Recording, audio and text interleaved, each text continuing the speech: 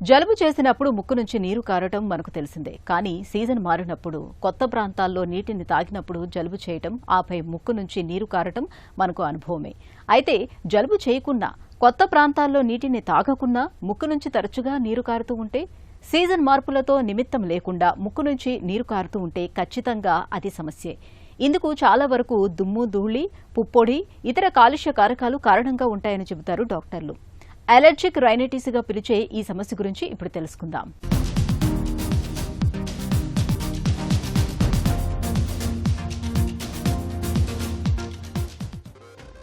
ధూళి, పూలు, పుప్పొడి, కాలుష్యం, చల్లటి వాతావరణం ఇవన్నీ చూడటానికి ఏమంత ప్రమాదకరమైనవి కావు.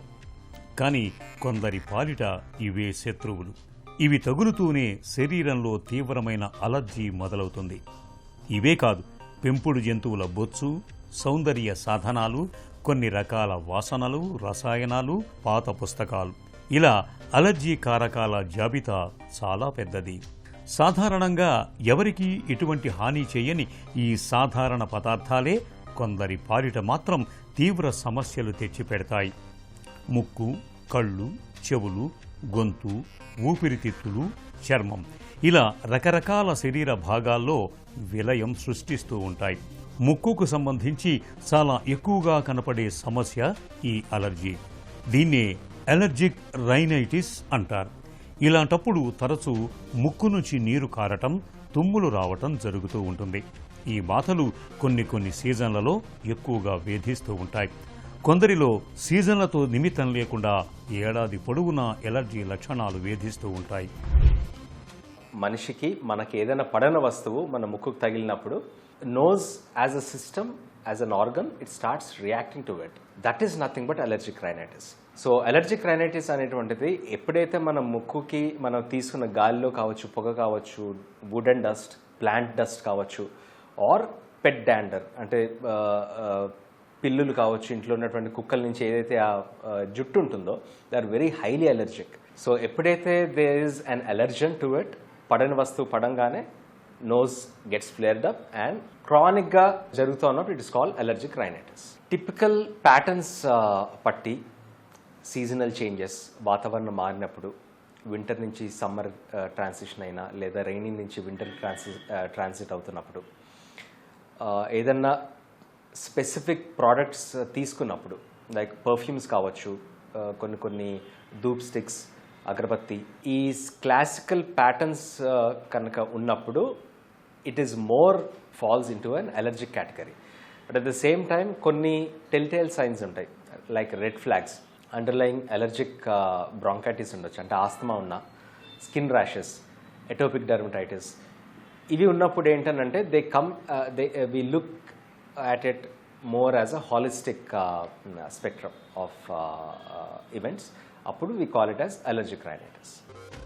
మనకు సరిపడని పదార్థాలు శ్వాస ద్వారా శరీరంలోకి ప్రవేశించినప్పుడు ముక్కులోని శ్లేష్మం పొర వాపునకు గురవుతుంది. దీనికి దుమ్ము, పుప్పొడి, వాహనాల పొగ, చల్లటి వాతావరణం, పెంపుడు జంతువుల నూగు, సౌందర్య సాధనాలు, తలకు వేసుకునే రంగులు, దుప్పట్లోని తవిటి పురుగులు ఇలాంటి అలర్జీ కారకాలు. ఇవి ముక్కులోకి వెళ్లి జిగురు పొరకు తాకినప్పుడు హిస్టమైన్ విడుదలవుతుంది. దీంతో దురద, తుమ్ముల వంటి లక్షణాలు మొదలవుతాయి. ముక్కు కారటం, ముక్కు దిబ్బడ, విపరీతంగా తుమ్ములు, ముక్కులో అంగిలిలో దురద, కళ్ల నుంచి నీరు కారటం, ముఖంలో వాపు, దగ్గు, తరచూ తలనొప్పి, నీరసం, ఒళ్ళు నొప్పులు వంటి లక్షణాలు కనిపిస్తాయి. వేటికి గురైనప్పుడు అలర్జీ లక్షణాలు తలెత్తుతున్నాయనే దాన్ని బట్టి సమస్యను నిర్ధారిస్తారు. స్కిన్ ప్రిక్ టెస్ట్, కొన్ని రక్త పరీక్షలలోనూ వీటిని తెలుసుకోవచ్చు.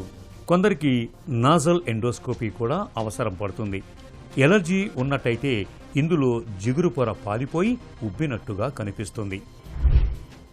If the symptoms are more protracted, అంటే దీర్ఘకాలంగా ఒక 5 రోజులు దాటి వెళ్ళిపోయి వారం రోజులు, 10 రోజులు, 15 రోజులు, లేదా ఒక్కొక్కసారి నెలల తరబడి ఉండి దాని నుంచి ఐ ఇన్ఫెక్షన్ కానీ లేదా బ్యాక్టీరియల్ ఇన్ఫెక్షన్స్ అంటే సైనసైటిస్లోకి మారి గ్రీన్ కలర్ లేదా ఎల్లో కలర్ పసుపు రంగులో చీమిడి కారడం, థ్రోట్ ఇన్ఫెక్షన్స్ రావడము, ఫారింజైటిస్లో కన్వర్ట్ అవ్వడము, then lower respiratory tract infections.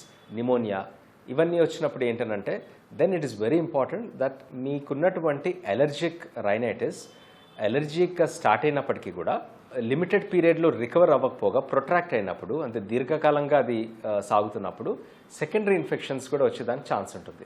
ఎప్పుడైతే ఇది ఒక సమస్యగా మారుతుందో అంటే కొన్ని రోజులకి కాకుండా కొన్ని గంటల నుంచి రోజులు, వారాలు లేదా ఇంకా ఎక్కువగా వెళ్ళిపోయి ఐ ఇన్ఫెక్షన్, సైనసైటిస్ లేదా లంగ్ ఇన్ఫెక్షన్స్లోకి మారుతున్నప్పుడు దెన్ మనము హిస్టరీ వైజ్ బేస్ చేసుకొని we start digging deeper investigations చేయడం మొదలు పెడతాం. లైక్ మ్యూసిన్ టెస్ట్, ఆ చీమిడిని పరీక్ష పంపించడం, బ్లడ్ శాంపిల్స్ డ్రా చేసి we send it for allergy profiles. Food కానీ పీల్చుకునే గాల్లో కానీ ఏదైనా స్టిమ్యులెంట్స్ పర్టికులర్గా ఏదన్నా ఒక అలర్జన్ ఉందా అన్నది ఐడెంటిఫై చేస్తాం. ఒక్కొక్కసారి ఒకటే ఉండొచ్చు, కామన్గా ఉండేటువంటి డస్ట్ కావచ్చు, బొద్దింకలకి, పెట్ డాండర్ అంటే పిల్లులకి, కుక్కలకి ఉండేటువంటి ఆ ఫర్ నుంచి రావడం, పిజన్ ఫెదర్స్ నుంచి రావడం, ఇవి సాధారణంగా చూస్తూ ఉంటాం. లేదు కొన్ని they are more specific food related stimulation వల్ల ఈ సిమ్టమ్స్ వస్తూ ఉంటాయి. అట్లాంటప్పుడు ఏంటంటే వాటిని క్వాంటిఫై చేసి అంటే మన బాడీలో ఉన్నటువంటి బాడీ ఎలా రియాక్ట్ అవుతుంది ఆ ఎలర్జెన్స్కి, ఎంత మోతాదుల్లో యాంటీబాడీస్ ప్రొడ్యూస్ అవుతున్నాయి లేదా immunoglobulin, serum IG levels, eosinophils ఇవన్నీ టార్గెట్ చేసి then the level of the area of intervention begins. మెడికేషన్స్తో స్టార్ట్ అయ్యి then more nasal sprays and for more confined and specific cases surgery వరకు కూడా ట్రీట్మెంట్స్ ఉంటాయి. Allergic రైనైటిస్కు ప్రధాన చికిత్స ఎలర్జీ కారకాలను గుర్తించి వాటికి దూరంగా ఉండటమే. ముఖ్యంగా బయటకు వెళ్ళినప్పుడు మాస్క్ పెట్టుకోవాలి. ద్విచక్ర వాహనం మీద వెళ్తే హెల్మెట్ ధరించాలి. ఇంట్లో దుమ్ము పడకపోతే ఊడ్చటం, దులపటం వంటి పనులు చేయొద్దు. దుప్పట్లు వారానికోసారి మార్చాలి. మంచం, పరుపును వ్యాక్యూమ్ క్లీనర్తో శుభ్రం చేసుకోవాలి. పడక గదిలో తివాచీలు, మెత్తటి ఆట వస్తువులు లేకుండా చూసుకోవాలి. వీటితో ఫలితం లేకపోతే యాంటీ హిస్టమిన్ మాత్రలు వాడుకోవాలి. కార్టిగో స్టిరాయిడ్ స్ప్రేలను ముక్కులోకి కొట్టుకోవటము మేలు చేస్తుంది. ఒకవేళ సమస్య మరీ తీవ్రంగా ఉండి శ్వాస సరిగా ఆడక, నిద్ర పట్టక ఇబ్బంది పడుతున్నట్లయితే ముక్కు దూలం ఒక పక్కకు ఒరిగిపోయిందా, ముక్కులోని టర్బినేట్లు ఉబ్బాయా అనేవి చూడాల్సి ఉంటుంది. నర్సిల్ ఎండోస్కోపీ, సిటీ స్కాన్ ద్వారా వీటిని గుర్తించవచ్చు. లక్షణాలు బాగా ఇబ్బంది పెడుతుంటే శస్త్రచికిత్సతో ముక్కు దూలాన్ని సరిచేయాల్సి ఉంటుంది. టర్బినేట్ల పరిమాణం తగ్గించాల్సి ఉంటుంది.